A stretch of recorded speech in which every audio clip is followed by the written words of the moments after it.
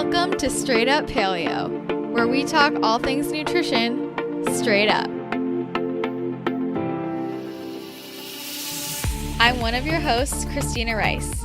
I'm a holistic health coach and a nutritional therapy practitioner in training currently living in Los Angeles. I'm also the creator of the health and wellness blog addictedtolovely.com and the host of the Actually Adultish podcast. And I'm your other host, Kara Halderman. I'm a nutritional therapy practitioner from Dallas, Texas, creator of careaboutit.com, and co-host of the Low Carb Conversations podcast. In this podcast, we will be discussing all things paleo, health, and nutrition, along with answering questions straight from you. If you want to submit a question for us to answer on the podcast, head to straightuppaleo.com or email us at straightuppaleo@gmail.com. Remember our disclaimer. The materials in this podcast are only to be used for advice and are not to be used in place of general medical advice, diagnosis, or treatment. If you want to support the show, make sure to hit that subscribe button and leave a rating and a review on iTunes. Enjoy the show!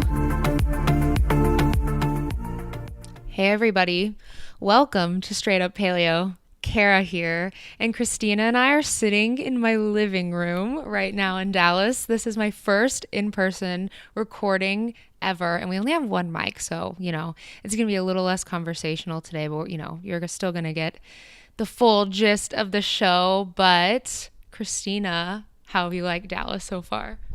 I have been loving Dallas. It's very different than Los Angeles, for sure, but Kara and I have been having a great time basically just cooking for each other and doing what we always do. We actually don't really know what we've done. We went to Target and got some cute shirts, and I met her boyfriend, and I don't know, what did we do? Okay, you guys, we went to a farm. Did you see Christina's Instagram stories? I think we're both tired. So we've gotten no sleep because we pretty much stay up till 1 a.m., which is 4 hours past my bedtime, talking. But we went to a farm. My boyfriend has a family farm, basically, and we planted onions and pet cows and fed pigs, and we picked green beans.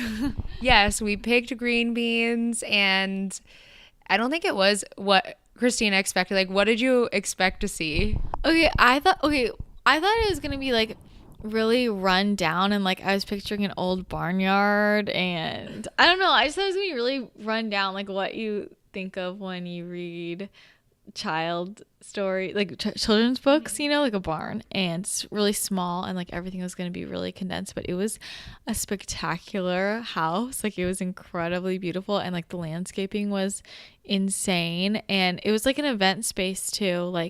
They do events there, and it was just so beautiful. And then I didn't realize that the cows and the pigs were on completely different areas. We had to drive 10 minutes to get to each of them, and it was beautiful. I could live there. Mm-hmm. And it's just so different picking food, and you think about how much work goes into getting these vegetables. We have just such easy access to them that we don't really appreciate that people work hard. And I don't work hard for my food. Yeah, so it was really cool. Wait, was that your first time picking stuff there? We have gone out to Corey's family's farm several times, a couple times before, and she has seriously every vegetable you want. She was growing asparagus. Yeah. Who grows asparagus? I don't know. But we would just go out there, and she would say, pick whatever you want, basically. But we were working this time on the farm. We were helping her because it's big and she needs help. So it was the first time I'd ever picked an abundance of stuff, I don't know, just for work. And we picked so much basil. We probably, oh my God. So much. We probably had around $100 worth of basil that we picked. And it's just kind of eye-opening to see, what Christina was saying, how we take advantage of our food and how easily accessible it can be. And also, you can grow your food for a lot less. She was saying, the woman who runs the farm, Corey's aunt, was saying how the basil, for example, like we picked like $100 worth of basil, and she grew it for like $1 basically. So I'm like, okay, I need to grow everything. Yeah. No, I agree. And it's funny because we quote worked for like 2 hours, and I was like, okay, I'm pooped. Like, I don't think I could have stayed that much longer. I was so tired, and that just makes me feel like such a brat, basically, because we just go to the grocery store and we get all the vegetables. I get all the vegetables. Speaking of which, we ate a lot of vegetables. And Kara, I don't think Kara the first thing we did when I landed was we went to Whole Foods. Well, Kara made me really good dinner, and then we went to Whole Foods, we went to Sprouts and got some veggies, and she was just saying how she was shocked at all the vegetables I was getting. What were you thinking? Okay, so we get into Sprouts, right?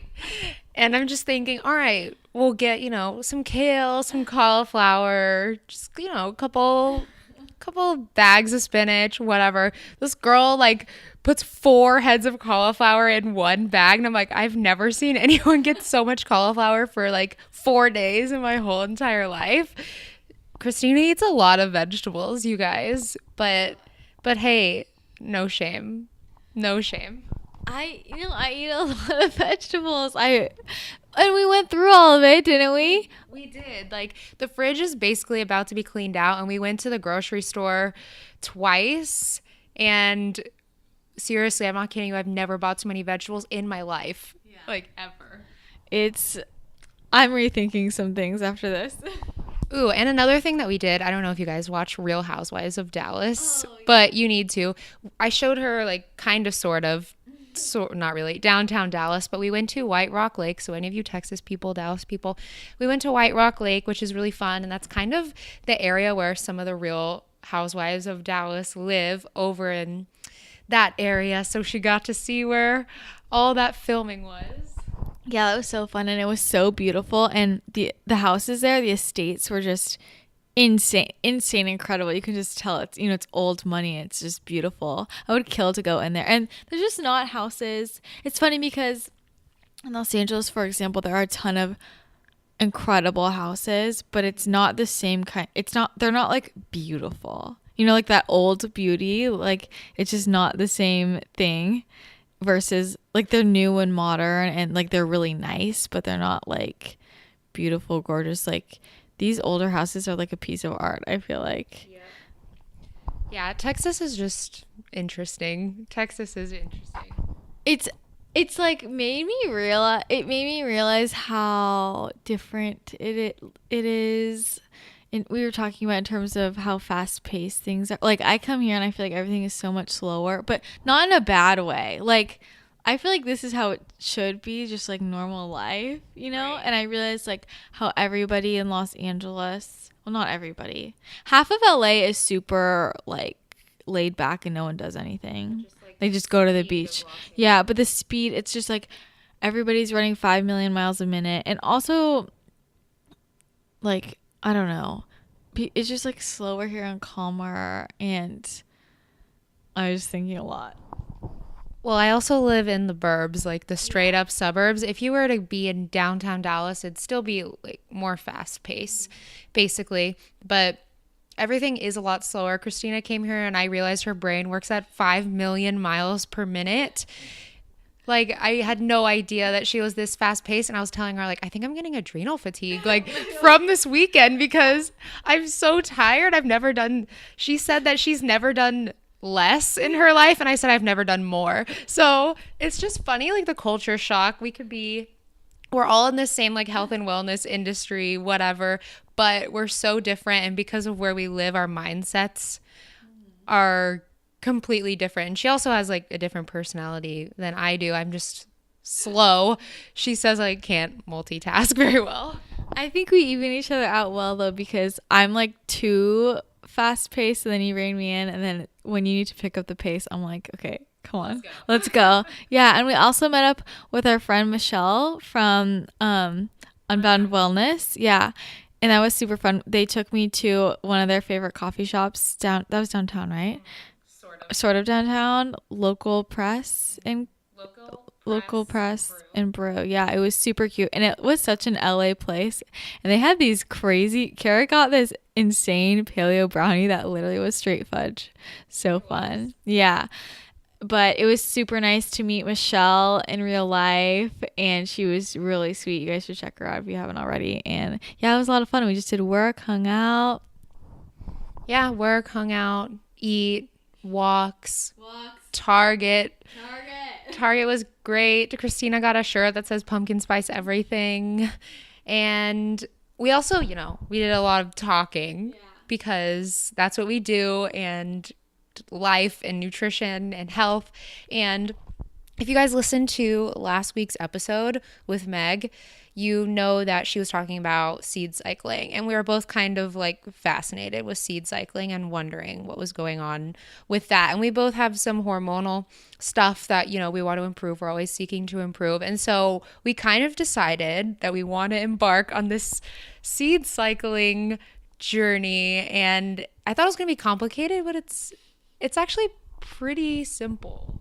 It's so easy. So, I mean, Meg explained it a bit, but basically how do we explain this? So, if you're menstruating, you line up which seeds you're going to be eating with your cycle, like what phase in your cycle you're in. Like if you're in the luteal phase, you'll be having, I don't remember which is which, flaxen, pumpkin. That's true. Yeah. And so basically one half of your cycle you're doing flax seeds and pumpkin seeds, and then the other half you're doing sesame and what's the other one? Sesame. That just shows how much we look. Yeah, well, because we haven't started yet. Once we start eating them, it's sesame and oh god, I don't remember. Sunflower. And sunflower, that's what it is. I never eat sunflower seeds. That's why I always forget.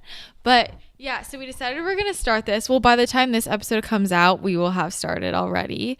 And you can also do it. So if you're not menstruating, you align with the phases of the moon. So you would start one, like I think it's when it's a full moon. So it'll be a full moon. You start with the sesame seeds and the sunflower seeds. And then 14 days in, you switch over. But the whole point is to work on balancing your hormones. And it's really interesting. And we figure, why not test it out ourselves and see? We have nothing to lose. So might as well. And I'm sure by the time this goes out, I'll also have a blog post up about this because I'm going to write something about it and post about it in case anybody else wants to embark on this adventure with us. Mm-hmm. And I've actually heard some success stories. We were talking with my stepmom, and I've been talking with her about it. My stepmom, if you guys are like interested in helping to support your hormones, this is just kind of like a testimony to that. My stepmom used to have splitting headaches, terrible migraines before her period every single month for years. And she started seed cycling, and within a month, like that completely disappeared for her. And she said that her period is pretty regular and normal now. And I think that's incredible, that just aligning foods with your cycle can do such a thing for you. So that's why we're kind of going to try it. And if you're interested in it, join our Facebook group, Straight Up Paleo Pals, and kind of, I think we'll make a post in there about it and see whoever wants to join in, basically. But if you want to join in, like comment on the post, like ask your questions, articles, whatever, like just join the Facebook group so we can chat about it because, us women, we're in this together, basically. Yeah, I'm really excited. And this kind of thing, I mean, I always wonder, is this stuff placebo or is there something else? Yeah, we don't know, but I mean, why not? Like, we just test it on ourselves and see if it works. And I mean, I'm curious about how it affects my hormones. I don't know how long it takes. And I also realized I don't know how long you're supposed to do this for. Like, how many months? Are you just supposed to do it until you feel like you're balanced? Or are you supposed to do it forever? Like, what's your stepmom gonna do? Well, my stepmom says she's only been doing it for 2 months, I think, but it's made such a dramatic difference in her life. And she says when she's not doing it, like she can feel when things are out of balance. So maybe it takes time. Like maybe you do have to do it for an extended period of time and then your hormones kind of adjust. And maybe after a while you don't have to be so religious with it, but you can acknowledge like, oh, hey, I'm in my luteal phase. I need to just incorporate a little bit more flax or something like that. Because I don't like making things super religious in anything. So maybe it'll just develop into something more intuitive once your hormones get balanced, but who knows what's going to happen for us. I hope it works, basically. Yeah, I hope it works too. And also, it's super simple. It's just 2 seeds a day for like throughout the month. And I was talking to my friend Liz about this, how, there's a lot of talk with other people talk about eating certain foods during certain parts of their cycle, but everything else out there it's really complicated. It's like if you really followed, have you read The Woman Code?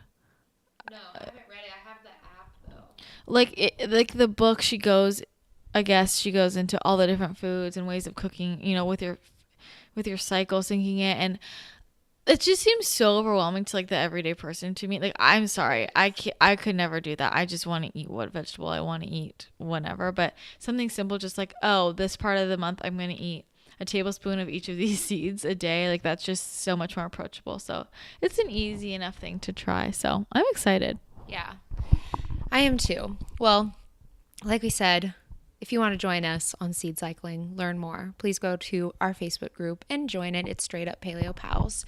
We have a really great group of girls in there right now, and it's super fun. And that's kind of our little Dallas update. Christina's leaving in like 4 or 5 hours, and I'm sad because who else am I going to talk with all this stuff about and go on walks with? And the other thing we just wanted to update you about was that the PK Primal Kitchen giveaway is over, and we did pick a winner. So we're going to get that all sent out to her.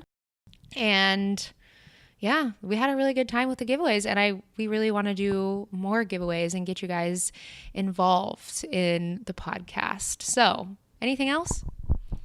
No, just be on the lookout for giveaways. I think that our next giveaway will be for our Facebook group members. So if you want a giveaway to come up sooner, definitely go to Straight Up Paleo Pals and join in.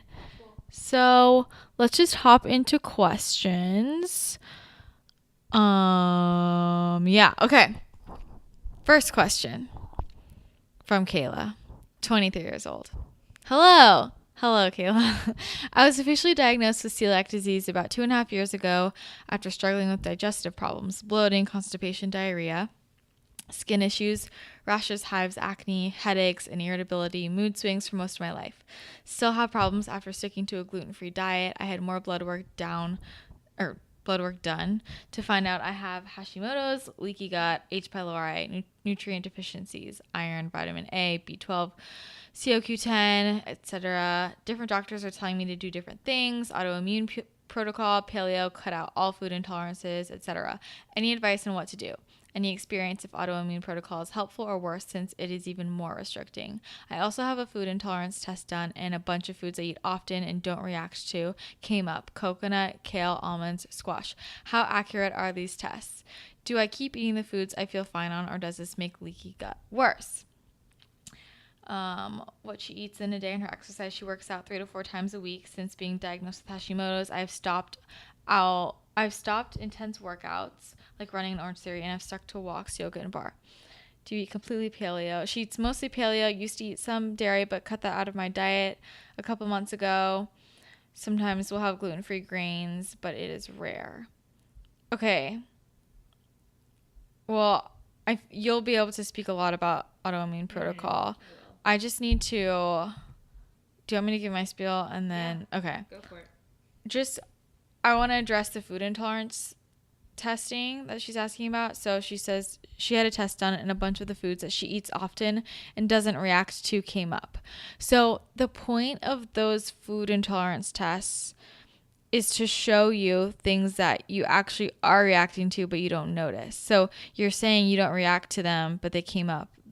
The point is, like, you don't know that you're reacting to them. Those are showing what is happening inside of your body, and that's why it can be so useful for people who feel like they've tried everything and they need more direction, because sometimes there are things that are basically inflaming our bodies that we don't even know and we wouldn't know. And oftentimes it is the foods that you eat most often that you are reacting to and you don't notice. Because when you have a leaky gut, the foods that you're eating most often are going into your body the most often, are breaking through the intestinal lining and going into your bloodstream and causing inflammation.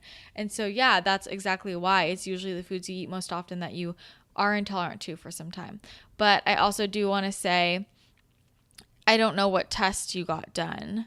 So that kind of depends. Some of the I don't know what food intolerance test you got done, and some of them, I mean, there's debate. Everybody's going to tell you something different. I can tell you what I think. And we talked about this in another podcast, I think. I think that the MRT is the most accurate, or the Cyrex labs.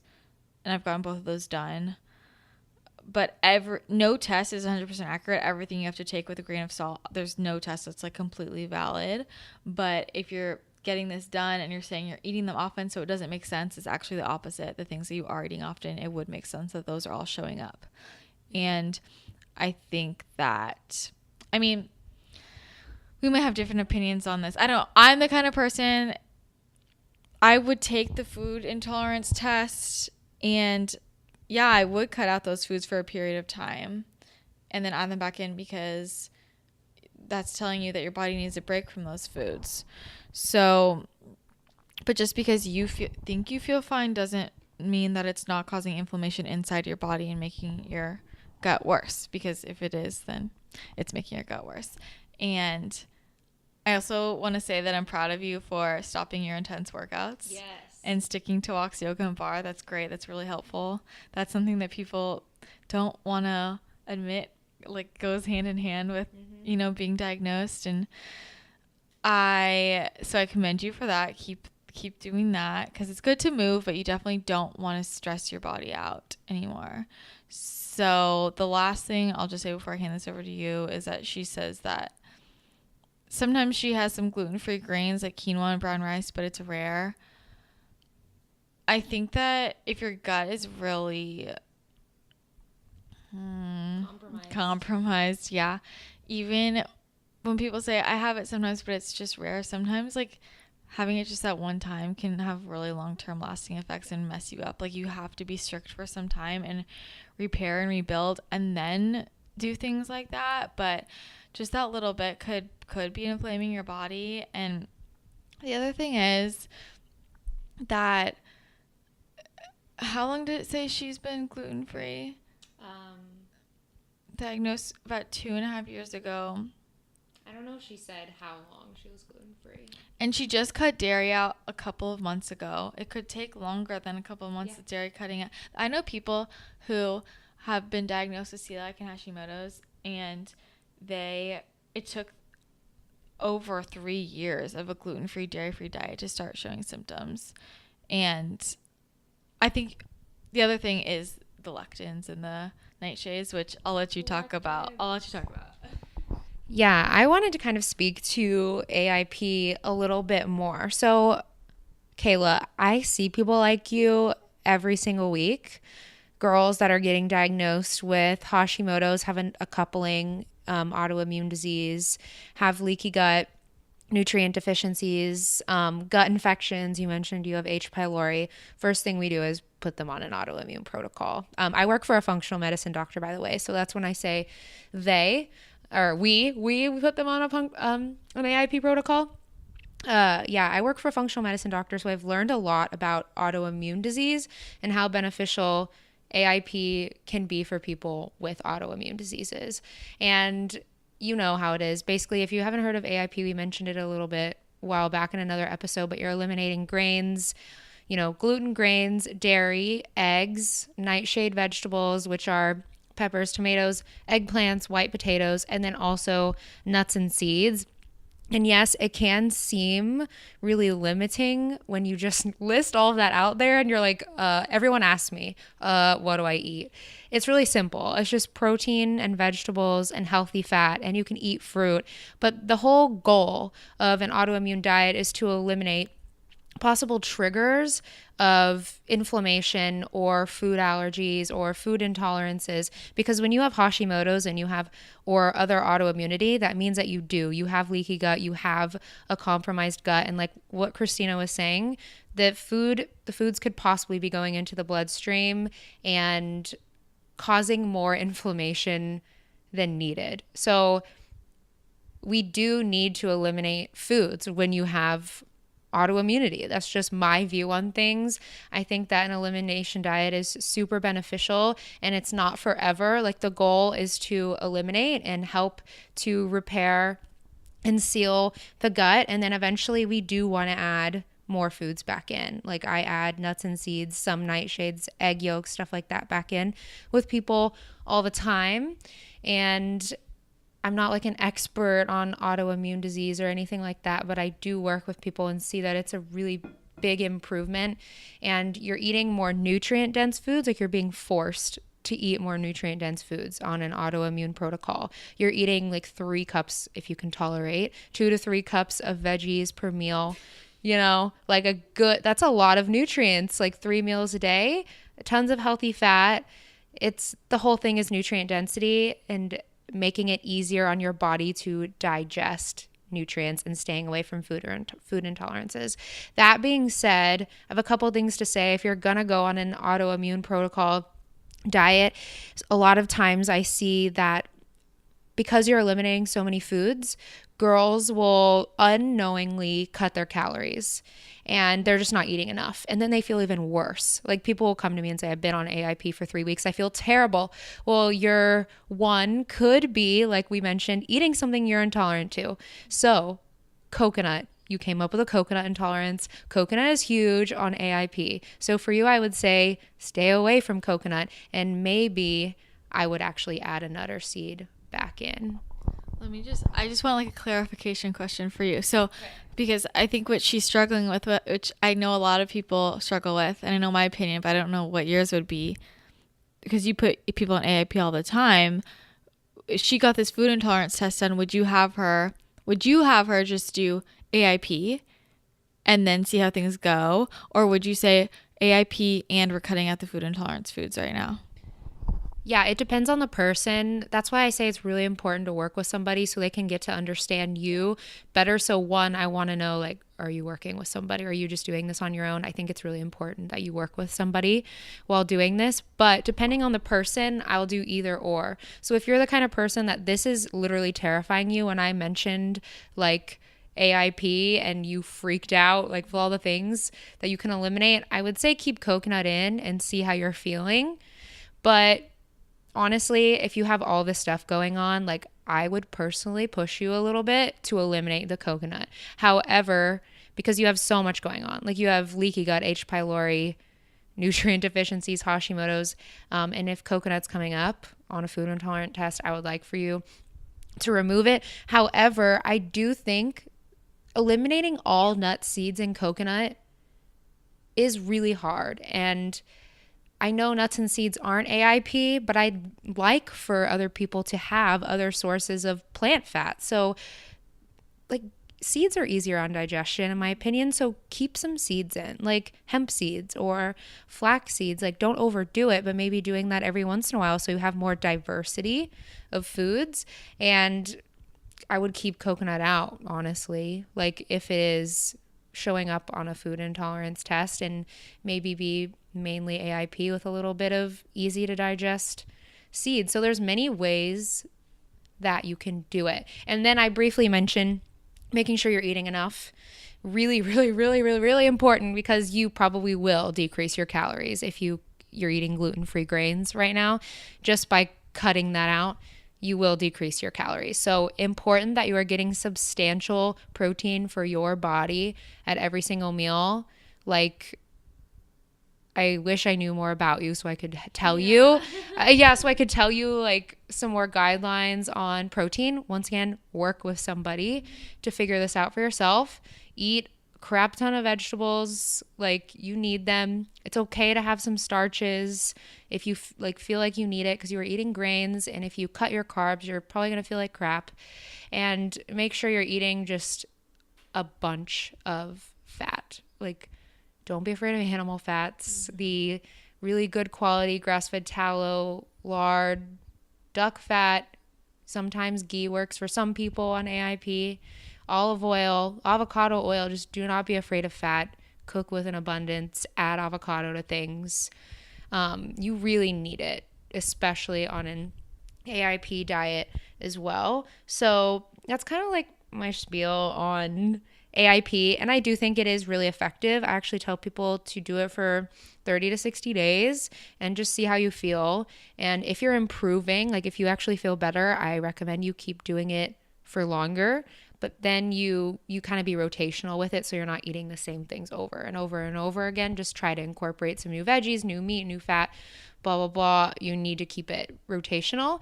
And then if you're plateauing, like you're not seeing results that you want, then you need to go back to the drawing board with your NTP, with your functional medicine doctor, figure out if you need to add foods back in, if you need to adjust your macros. This is where working with somebody is super beneficial. So yeah, that's kind of it. My spiel on AIP. Yeah, and I just want to reiterate that you have so much going on. Hashimoto's, the leaky gut, H. pylori, nutrient deficiencies, potentially a lot of food intolerances, and you really do need to be working with somebody. And I think especially just so that you can figure out how to do this and also figure out how to reintroduce, because I think a lot of people kind of mess up on the reintroduction and they can't figure out what was like. You don't want to do all this work of eliminating things to not reintroduce correctly and then not be able to figure out what is causing reaction. Trust me, I've been there. You don't want that to happen. And I know it can be. The other thing is, so she says I had more blood work done and she found out she has Hashimoto's, leaky gut, H. pylori. You need to, I'm hoping that they're addressing the H. pylori. Like I just, Yes. but I just want to make sure, so because that's just going on AIP isn't going to get rid of H. pylori. No. Yeah, that was the other thing. You just reminded me, like, I hope you're not just working with a conventional medical world, but like sorry. I hope you're not just working with a conventional medical doctor and they're like, you have all these things. Here are these medications, you know? Go see, I hope it's a functional medicine practitioner, because like they will be able to help you correctly, hopefully, eliminate the H. pylori. That's huge. If you have Hashimoto's and H. pylori, there's no way you're going to be able to absorb the nutrients from the food. Like you can do an elimination diet and you can be eating all these nutrient dense foods, but if you're not digesting them and absorbing the nutrients, like I don't know how much good it's going to do for you. So you need to address the H. pylori, get on some, have your practitioner do that for you. But another thing with autoimmunity, like we said, is there's always a leaky gut component. Most likely, like there is, especially with Hashimoto's. So the gut really should be kind of in your forefront. It should be front and center, focusing on the state of your gut. And I'm sorry, but the gluten-free grains aren't going to do anything for you. It's probably going to make your condition a little bit worse, if anything. And I'm really proud that you cut out dairy and that you are making these conscious efforts to get better. And I'm really happy that you reached out, because once you do this correctly and work with somebody and you address the gut issues, and I really think you will see a lot of improvement. Yeah, and I mean, so straight up, I think we're both kind of getting at, you're going to have to, well, what we think is that you're going to have to go on kind of an intense protocol at the beginning, because you have a lot going on and you're going to have to eliminate a lot of foods to heal your gut and probably go on less supplements and address a lot of different lifestyle factors as well. Because I mean, just look at the list of the things that you're struggling with. Your body is stressed out. You have to be gentle to it and really heal it. And that's not a simple task, and you have to attack it from multiple angles, and you have to be gentle with yourself. And Kara and I both understand what it's like to be on an elimination diet, and kind of, so much of it is mental, so much, and it can add more mental stress when you're looking at this list. And what everybody does is you immediately just think these are all the things I can't eat. And all you do is think about the foods you can't eat. And it's happened to me so many times. As soon as I get a food intolerance test back, I think that's all I crave. That's all I want. I can't eat this. I can't eat that. But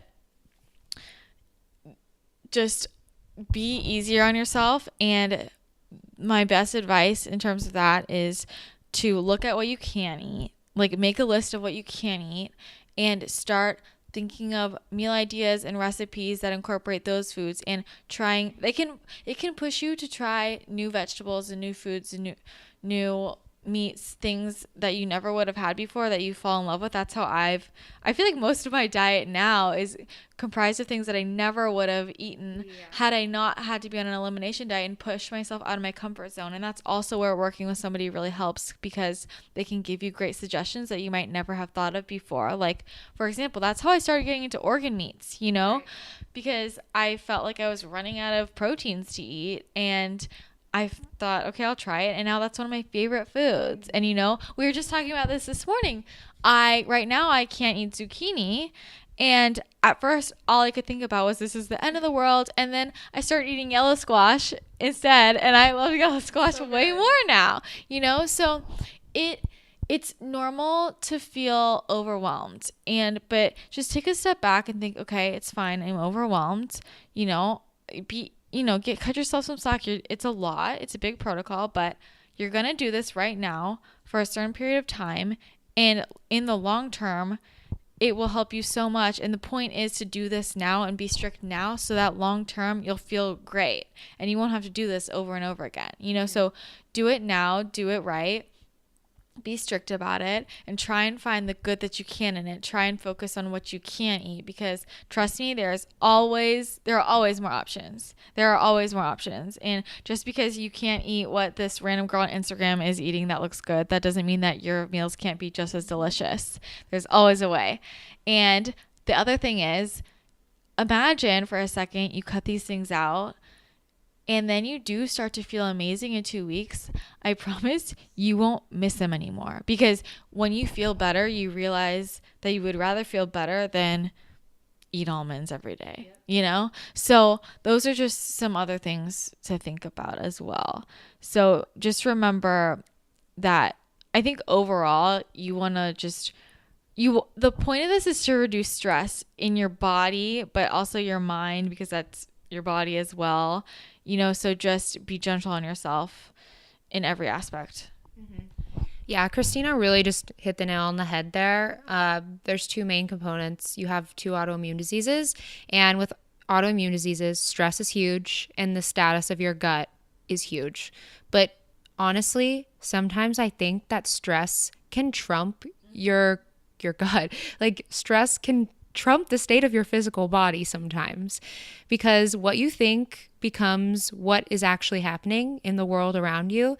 And if you are stressed, then your body, we know this, your body physically becomes more stressed out. And you've already taken some really good steps. The fact that you were doing high intensity stuff and some running and Orange Theory, and you've cut that out and you stuck to walks, yoga, bar. Perfect. I don't know how many times per week you cut down to, but just keep it easy and gentle on yourself, and do some things to really work on your mind. I don't know if you're a spiritual person. Yeah. Sleeping. Oh my God, please sleep 8+ hours a night. Get a bedtime routine. Just be really kind to yourself and work on some ways to kind of change the way you think about this whole thing. Like Christina said, think about all the things you can eat.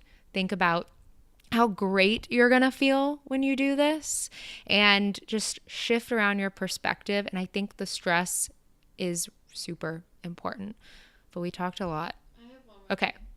One more thing. Just really quick. So you said that different doctors are telling you to do different things. I've been there, and I'm not sure which different doctors you're seeing. From my personal opinion is, if you're seeing a bunch of different doctors, to figure out who resonates the most with you, who you connect with the most, who you trust the most, and try and stick to one person. Because I've been there where different people are telling me to do different things, and all that's doing is going to stress you out more, because the truth is there's not one right answer out there, okay? So you need to figure out what's best for you. You need to figure out which doctor resonates with you best and who you trust. And in that moment, you pick, this is the person I'm going to trust, and I'm just going to trust in their protocol, because it does not work if you try and take bits and pieces from different doctors' protocols, or just try and please everybody at once, because they're all going to be in conflict. You need to focus on one thing at a time. And I think that, it's a different thing. Like, it can be great if you're working with an FMD in conjunction with an NTP, for example, like somebody who's focused on the food and somebody who's focused on the, medical tests and things like that. That's a great combination. But when you're seeing different types of doctors, you can just run into problems. Like, for example, I remember my endocrinologist and my GI fighting all the time, and I got so stressed out about it and as soon as I just cut and just went to one FMD, it was just so much simpler, because you just have one set of instructions and it's easier to follow just one set of instructions, and your body's stressed out, your brain's stressed out, like we were just saying. So the important thing is just reduce that, and you can do that by just kind of having one person who you trust tell you what to do. So that's my advice in terms of that. And I think we pretty much killed that one. So I'll have Kara, you can read the next one. Okay, cool. I hope that helped you, Kayla. So next question is from Ellen. Hey, Ellen. She's 21. And she says, hi, I was wondering what your thoughts were on doing an elimination diet. This theme is kind of about elimination diets, in case you haven't discovered that. I have struggled with bloating for a while now. I've eliminated gluten due to celiac and dairy because I've noticed that it causes major digestive upset, yet I was still finding myself bloated after meals. I've experimented with eating raw versus cooked vegetables, switching them up every once in a while.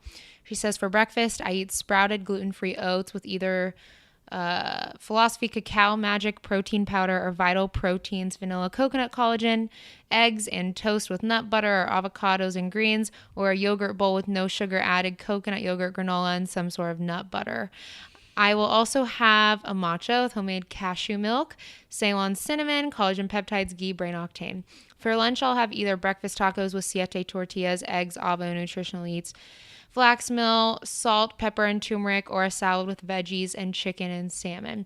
For dinner, I have a veggie-packed salad. For snack, I have some organic non-GMO popcorn with nut butter, a homemade sugar-free energy bite, almonds, or a green banana. Before bed, I like to have a sugar-free golden milk with turmeric, ginger, cinnamon, almond, and coconut milk, reishi, ashwagandha, tokos, ghee, and coconut oil. As far as vitamins, I was instructed by my doctor to eat 2 to 3 Brazil nuts a day, as well as take vitamin D, B12, calcium.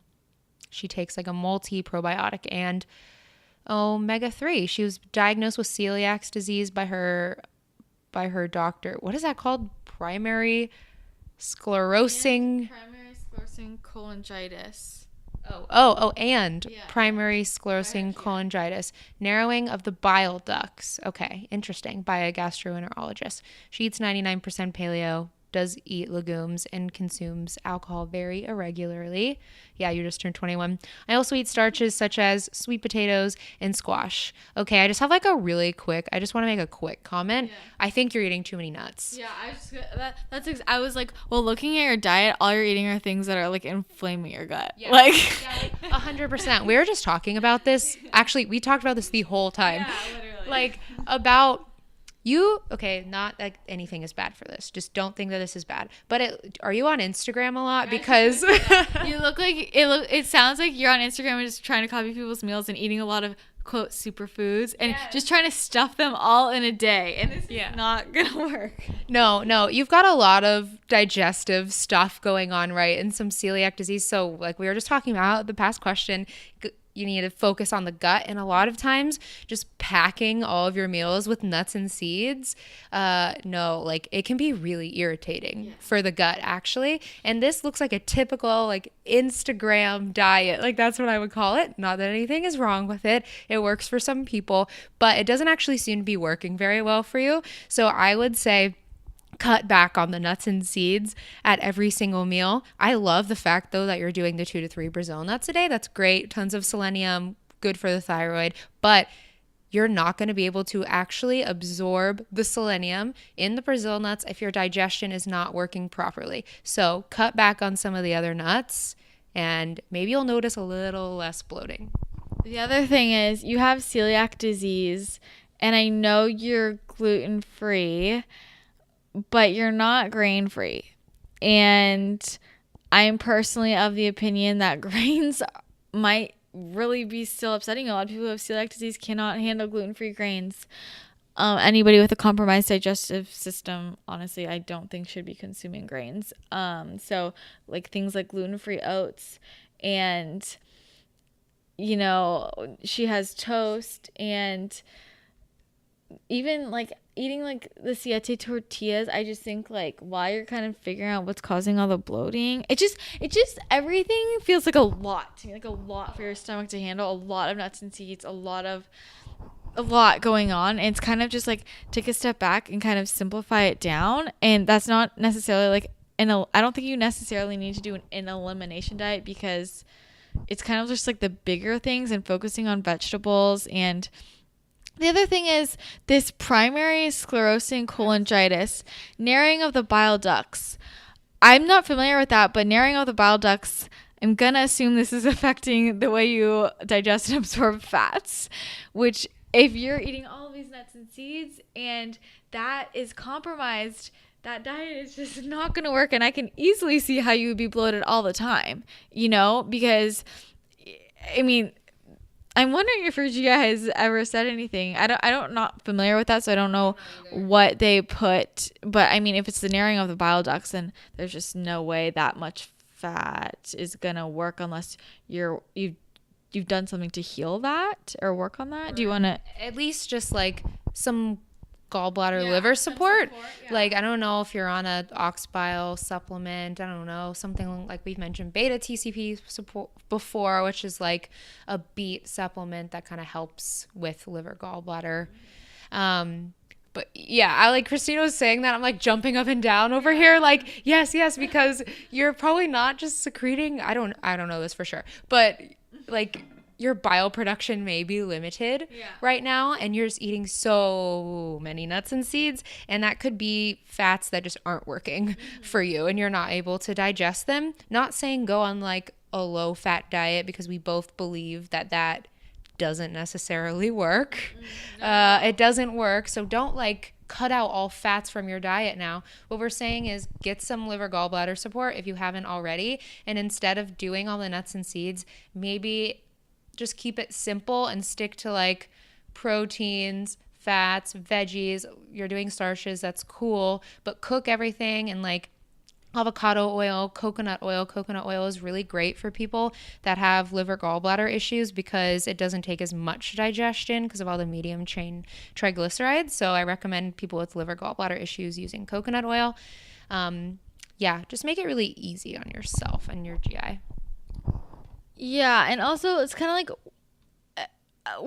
you need to work your way up to that much fat. I get like if I were you, I'd pull back on all these nuts and seeds and sort of aggressive fats and add in some liver gallbladder support and still include healthy fats, but I would go in there like Kara was saying with the oils like coconut oil, avocado oil, olive oil, and like build up, because like she was saying, I think that a high fat diet is healthy and important, but not everybody can be there immediately. And so you might be able to eat like this in the future and not be bloated, but not until you've got your liver and gallbladder sort of in check, especially with this narrowing of the bile ducts. And the other thing is, I'm not sure that doing brain octane right now is the best idea. Why? And just because I know a lot of people it causes bloating for. Really? Yeah. But I don't know, that might just, I don't know. And I also don't know if doing ghee right now is the best until you get your bloating. Just because, I mean, I know basically, I mean, a lot of people can't do ghee when they can't do dairy as well. A lot of people, like, it does work great for, but I think that while you're trying to figure out sort of what's bloating you, I would just kind of like, keep it simple, keep it in the safe zone, and then add things in, because right now it's like so much is going on. I don't know how you would have any idea what what is disrupting you. Also, the non-GMO popcorn, and really like for someone dealing with digestive issues and bloating, I would stay away from the popcorn. I just get this mental image in my mind of like popcorn seeds getting into like leaky, like getting in the holes. You know, that like doesn't happen. I just like imagine it in my head, and it hurts my stomach to think about. So those are my thoughts. Yeah. So we've actually talked a lot about nuts and seeds and digestion so far, and I think it's important to kind of address why we're saying to scale back on nuts and seeds, because there's a lot of talk out there saying that nuts and seeds are easy on digestion and that they like help with regularity and bloating, like especially flax and all that stuff. And let's just say all of this. Yeah, it can be true. Can for a limited amount of people. The opposite. Yeah, it can also be the exact opposite, which is actually what I find for the majority of people. Nuts and seeds. So they have these things called lectins. And Christy and I just laugh because we've been talking a lot about lectins because there's just so much talk right now about lectins and I'm not even going to get into that. But basically, they have these lectins that are proteins that can be difficult for the digestive system to break down. So that's why you see a lot of companies sprouting and soaking their nuts and seeds and then like dehydrating them, because by sprouting them, you're actually starting to decrease the amount of phytic acid and lectins in the nuts and seeds. So this will make it easier to digest in theory. But if you're already having digestive issues, especially if you have like celiac, that means you have a pretty sensitive gut. Because with celiac, your small intestine, your villi are compromised with celiac disease. Unless you've done some serious gut healing work, you do have most likely a compromised small intestine. So you need to be nice to your gut, and eating a bunch of nuts and seeds with all of those lectins, and especially if they're not soaked and sprouted, can be kind of harmful to the gut. And that's probably why you experience so much bloating. Like, I really do think it has a lot to do with the nuts and seeds. I don't know. What else? No, I'm just laughing because like I think it just goes to show how much Instagram really does like things up. But it messes things up, but also just like influence people. Like, I know that people copy meals, but I guess I'm not, like, this is straight up like breakfast, lunch, dinner, snacks are straight off Instagram. Yeah. And this is where you run into trouble with what you see on Instagram. Okay, just because it looks pretty and it's healthy doesn't mean it's healthy for everybody in that moment, and that it's all at once also. Like, there's like healthy desserts, for example. Like, I'm sure you know, there's a healthy dessert. Does that mean that you should be eating a paleo brownie for breakfast, lunch, and dinner? No. But yeah, it's good every once in a while. I don't know. It's just funny. Oh, another thing I just wanted to say about bloating, it seems like you're doing a lot of beverages. I actually noticed in working with people, and myself included, that when I do a lot of fatty beverages during the day, I actually get more bloated. I don't really know why. Like, I think it has to do with the fact that you're drinking fat. Like, actually, I have no idea why, but I just have noticed this correlation with people before that I've worked with, that they feel bloated after fatty beverages. So you're doing like one in the morning and one at night. So maybe cut down to like one a day, or if you're going to do your adaptogen type beverage at night, just leave the fat out and just have it be like a yummy tonic kind of thing without the fat. And that could potentially help. Also, there's a lot of snacking going on here, and actually the more time that you give your digestion in between meals to rest, like, there's a reason it's called rest and digest, because you have to be in a parasympathetic, meaning calm, relaxed state in order to digest your food. And if you're constantly eating in between your 3 meals, then that means that you're not in rest and digest mode. Your body is just constantly in digest, like working, working, working. So that is also why you can be experiencing bloating, because you're not having enough time in between meals. I usually say for clients 4 to 5 hours in between meals is a really good place to start. But the thing is, a lot of people I notice get like hungry after 2 or 3 hours, and that kind of goes back to you're not eating enough. So there's a lot of things that you can do here to switch it up. You don't have to like go cold turkey, eliminate all nuts, and like try to stretch your meals for 4 to 5 hours. Like just experiment with little things at a time. I would just scale back on the nuts and seeds first and keep everything really simple and see if your bloating improves. And if it's still not improving, then I would just try doing 3 square meals a day, plenty of fat, plenty of protein, plenty of veggies, so it can carry you those 4 to 5 hours, and you're giving your body that time to rest and digest, and it should help you with the bloating.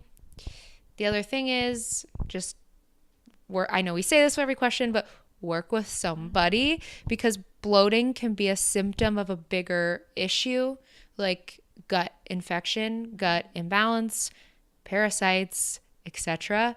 So if you're not seeing that much improvement with your diet, just keep that in the back of your mind.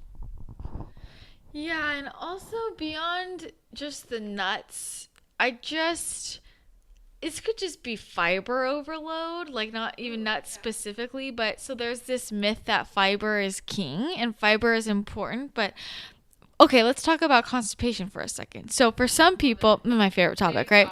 So for some people, some people do need to increase fiber to help with constipation. Other people need to decrease it a lot to help with constipation. It's different for different people, and like that's the thing that people don't recognize. Like fiber is not always king, and maybe this is way too much fiber for your body, because it's also overlapping with these thoughts I'm having as you were talking. I was thinking, wait, is she eating enough? Because like for dinner, you're saying you have a veggie packed salad. Are you putting protein and fat on that, or is it just a huge bowl of vegetables? Because a huge bowl of vegetables, that will bloat the hell out of you. Like it just probably will. It probably will. Especially if they're raw. Yeah, especially if they're raw. Like if you like cooking it will make it a little bit easier on your digestion. But I know a lot of people, I mean myself included, if I have so many vegetables, I'll get really bloated.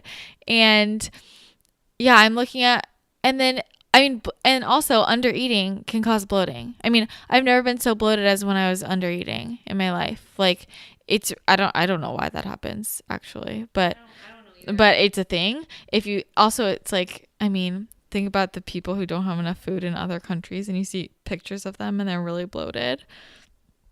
It kind of goes back to that. But like breakfast is gluten-free oats with protein powder. I would be bloated, and that's not enough food, right? And I mean, lunch, I just don't know how much you're eating. So that's another thing too. It kind of to me just sounds like too much fiber, possibly not enough food. I can't really tell. And just kind of a lot going on. Like simple is better, I think, when you are struggling with any kind of digestive ish. I just think take a step back, simplify things. Probably be easier on your wallet too. But yeah, those are my thoughts. Do you have anything else? No. Okay. I think that we just about nailed it. We had another question, but it's been an hour, so we can talk about that one later, I think. Yeah. Or do you want to do it now? That one we might rant on. Yeah. We'll save it. Yeah, we'll save it. So thank you guys for listening. I hope you enjoyed this. Hopefully this helped you think about elimination diets and digestion a little bit more.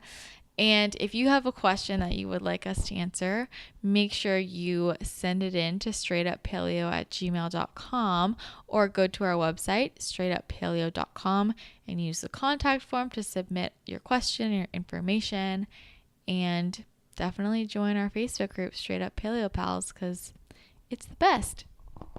Yes, I just wanted to say that we really do love you guys and appreciate all of the questions. And it may seem like we're being hard on you at sometimes, like if you on these questions, but we're being straight up. We love you. We love you. We care about you. And this podcast is called Straight Up Paleo. So we're going to give you our straight up advice. And that's just what we think. And we really do love and appreciate you guys. And we want the best for you. And we want you to be as healthy as possible. So that's about it. And we will talk to you next week. Yes. Okay? Bye.